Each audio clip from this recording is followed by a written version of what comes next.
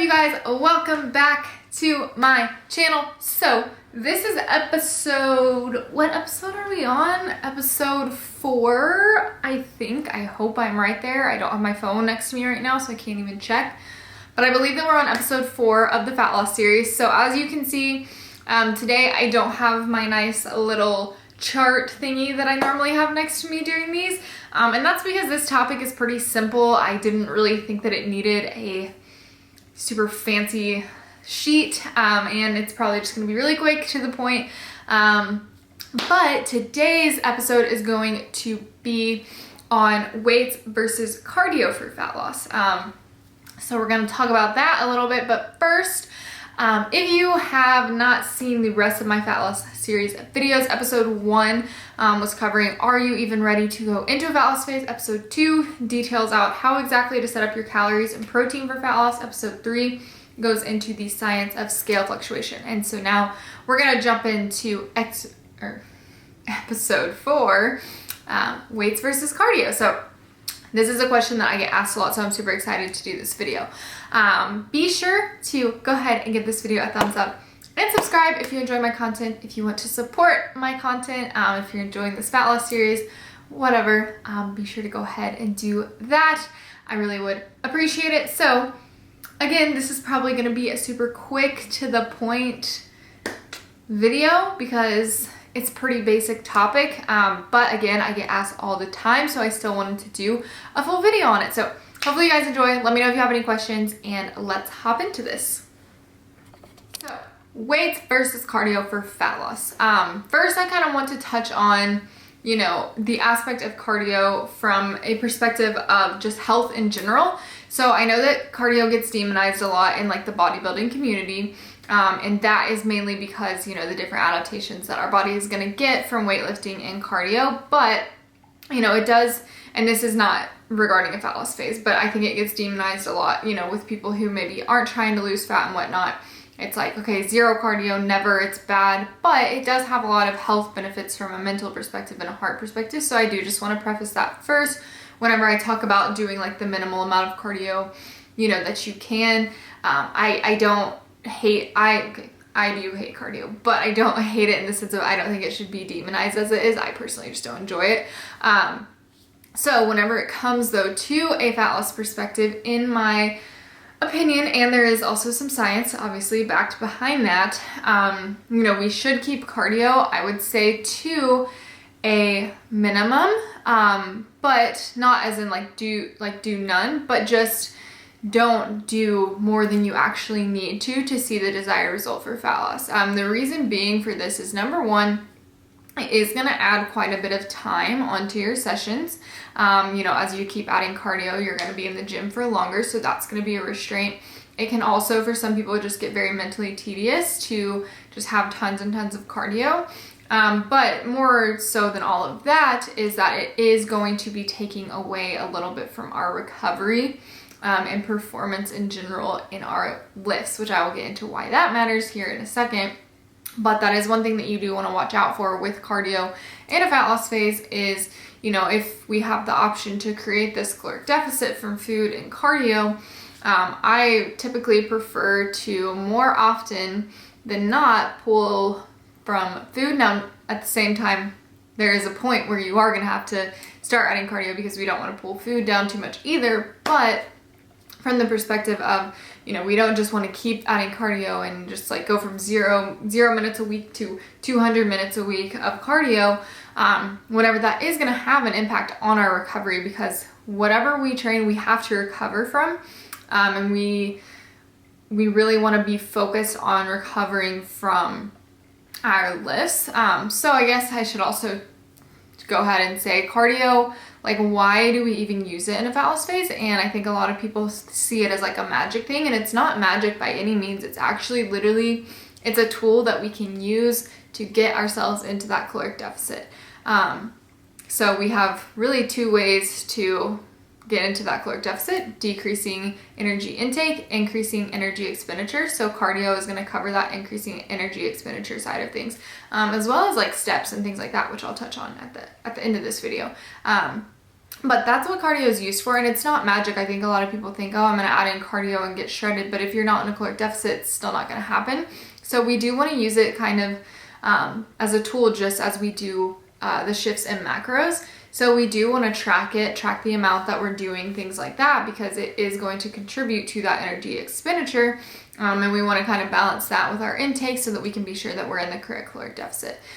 So whenever it comes to cardio versus weights, a lot of people, what I see they like them do is they'll be maybe more into weights and whatnot, and if they are prioritizing muscle building or whatever. And then when it comes to fat loss, they kind of switch over to all like high rep circuits, or don't do as much weights, and they, start doing mostly cardio, and that is not the way to go.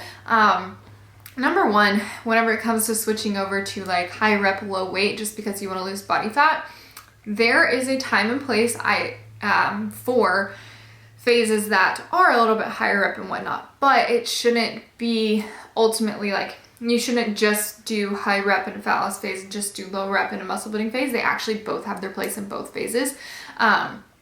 And whenever it comes to fat loss, we want to maintain as much of that lean muscle tissue as we can. The reason for this, number one, if you want to be toned, all that toning is getting rid of the body fat and showing the muscle underneath it. That's what toning up is. So we want to be able to keep that muscle tissue, or else we're just going to like be a smaller, skinny fat version of what we were pretty much.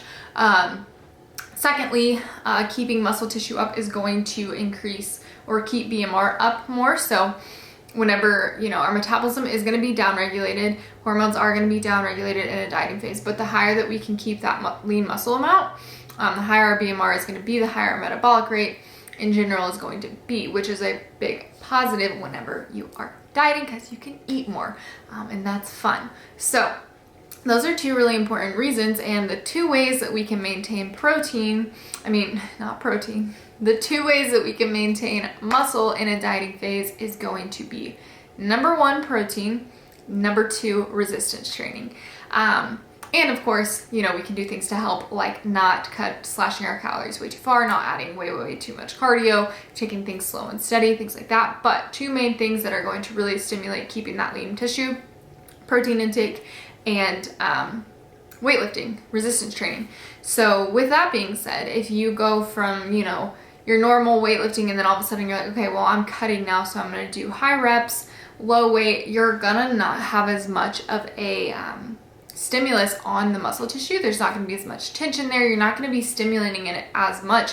And if you're already in a deficit and you stop stimulating your tissue as much, you can see how we could lose some lean tissue because of that, and that's not what we want. So my advice is, if you are wanting to lose body fat, weightlifting, your resistance training should be your top priority, because we want to lose fat, not just weight. We want to maintain that lean tissue. And honestly, for a lot of beginners, if you're focusing on fat loss and killing it with your weightlifting, you're probably going to see a little bit of both at once, some of that body recomposition. Unfortunately, the more advanced people, sometimes we do kind of have to pick and choose, or if we do body recomp, it is normally going to take a bit longer. I will probably do a whole video on that. But anyways, so weightlifting, in my opinion, should be the top priority. So where cardio comes in, because people say, should I do weights or cardio? And I say definitely both. And I would say prioritize your weightlifting, and then to create that caloric deficit, what you're going to want to do is do that through food. And then as you kind of are hitting stalls and whatnot, maybe you add a session of cardio. And I get asked the question of HIIT versus LISS a lot as well. And that's not something I want to dive too much in depth into, but what I will say is just look out for the fact that HIIT is going to have a bigger impact on your recovery. And with that also, I see a lot of people way overdoing HIIT to where they're probably not even getting the stimulus that they're wanting from it anymore, or the adaptation that they're wanting from it anymore. So I would say if you are going to use that, use it more sparingly than you will like your LISS, so like your steady state cardio. With my clients, I prefer to use mainly all steady state, and then occasionally I'll throw in a HIIT session or two, kind of depending on the person, how their body responds, what they enjoy, things like that. Because I do not have anything, like I don't hate HIIT. I just think it should be used carefully, because you do have to keep in mind that is going to be a lot harder to recover from. So if we're really wanting to focus on our, resistance training sessions, we just want to be careful with that, make sure we can recover from everything. And just from a not getting totally burnt out standpoint, I find that a lot of clients do better with mostly the low intensity kind of like incline walks, things like that. But anyways, you can add maybe a HIIT session, or maybe, an extra 30-minute list session, or say you were doing 4 20-minute steady state sessions before, maybe you increase all 3 of them to 30 minutes, like little things like that when you stall. Obviously we can make food adjustments as well, but I believe that is what cardio should be used for. And I don't think it's like a either or question. Like, I don't think it's cardio or weights. I just think it's being smart about, it's for sure weights, and then being smart about how you use cardio. I know some people who can do, or not can, we all probably could, but who do cuts with no cardio and just make the drops of food, and they maybe add in like a HIIT class or something once a week. Because, we also have to think of it in the sense that cardio isn't just walking on a treadmill. Like, there are other ways that you can do it if you prefer. And I am not in like a black and white mindset about it. I prefer incline walks and maybe an occasional HIIT session. But some people, maybe they start adding in like some dance classes or things like that they actually like enjoy more. For me personally, I find that they impact my recovery a little bit too poorly. And I feel like it's too much, like, I don't know. I just don't prefer to do it that way. I get burnt out that way, from a sense of like doing classes and my lifts. Like, I would rather just lift and walk and eat. But another thing that you can do that a lot of people, I think, kind of just like forget about is like your step goals. So, you don't even have to have necessarily a set amount of cardio, but maybe whenever you were in your muscle building phase, you were averaging like, 8,000 steps a day, just for like healthy general movement and whatnot. So maybe whenever you go into a dieting phase, maybe the first thing you do is say, okay, I'm going to try to hit 11,000 a day, something like that. And then maybe, you've done a few adjustments to food, you've adjusted that a couple times after stalls, and then so maybe your next adjustment is, okay, now I'm going to try to hit 15,000-ish a day.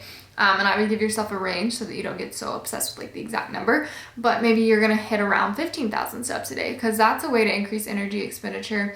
And, maybe part of that you do have to get on the treadmill, but maybe you had a really busy day walking one day, like around at work, and so you end up really not having to do much cardio at the gym. Lots of ways that we can do that. But whenever it comes to weights versus cardio, again here, I don't think it should be a black or white or an either or thing. I 1,100% think weights should be the top priority in a fat loss phase, because again, protein and resistance training, that's what's going to help maintain that lean muscle, and that is what we want. And you're also going to have that caloric expenditure from weightlifting and recovering from your weightlifting as well. But with cardio, we still want it in there. I just have always been on the more so conservative side of the cardio things, just so that we can really prioritize performance and recovery with weights. But I'm definitely not. I don't demonize it, and I use it, and I think it should be used. You just gotta be smart about it, and don't go from, okay, I'm doing no cardio, to, okay, now I'm cutting, I'm gonna do an hour of cardio a day and do high rep, low weight, and yeah, that's not the way to do it.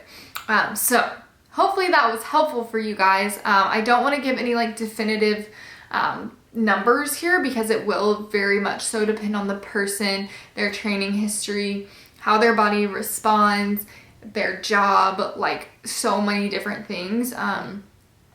So I don't want to give like too many definitive numbers, but hopefully the whole concept of what I was saying was helpful. So cardio or weights for weightlifting, if I had to say one, I would say weights, but you still want to use cardio. So it's not either or. You should definitely, use both. You just got to be smart about your cardio. Definitely look out for how you're recovering, things like that. I am going to do eventually a video on like refeeds and diet breaks and things like pulling out cardios for certain times to kind of give your body a break. But I guess I can give you guys like one definitive thing. I kind of like to start people on like 4 sessions, 4 like longer, not like an hour long, but like 20 to 30 minutes of cardio steady state. And then from there, maybe we'll make some food adjustments, and maybe their sessions will get either bumped to 5, or maybe it'll be 4 times 30. Or maybe I'll add in a HIIT session. There's lots of ways to do it, but I always keep weights at that top priority. And I would say aiming to hit muscle groups about 2 times a week frequency wise, training anywhere from honestly like 3 to 5, for some people 6.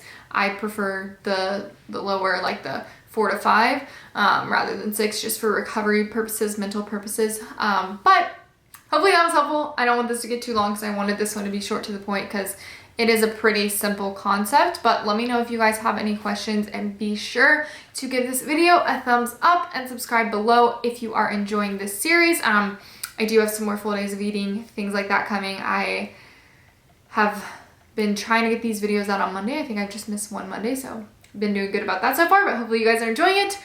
And I'm gonna stop rambling now, and we'll see you in the next video. Bye guys.